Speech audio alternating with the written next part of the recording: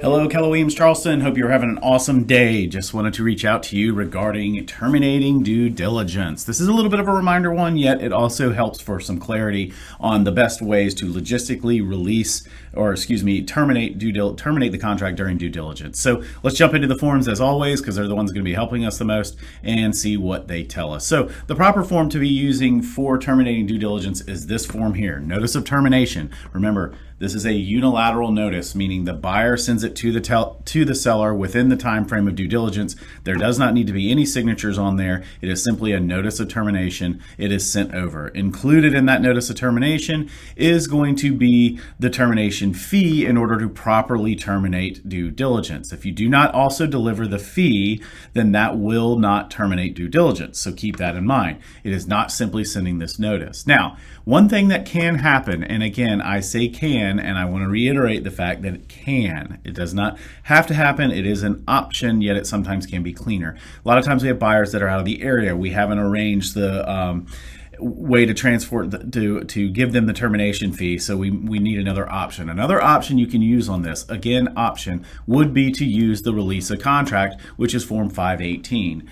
Now, you can send this. Some listing agents will push back and say we need the termination as well. Again, don't die on this hill, but understand that you can send this release of contract, and then in the options down here, you can have the earnest money be divided up between what is the termination fee and what is going back to the buyer. So let's just say for round numbers, we had a total earnest money of $5,000 that was put on the contract, and you had a $1,000 termination fee.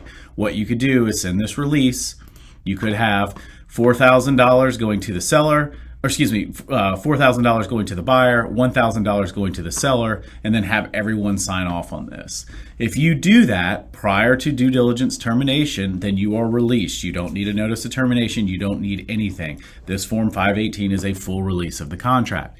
Again, this is a second option if you have time. If your due diligence is ending today at 6 p.m., this is not one I would use, because if they don't sign off on the release, if you send this release over with those options and you don't have them sign on it, you have not properly terminated the contract. However, if you know that your buyer wants out, the seller's aware of that, and the contract or the due diligence is not expiring until next week, then yeah, sure, send this over. If they sign the release is done, the contract's over, and you're good to go. So just an option to have on there. But again, make no mistake about it, so there's no misunderstanding. The only way to fully terminate the contract without worrying about whether or not during due diligence, without worrying about whether or not the seller agrees, to send this notice of termination.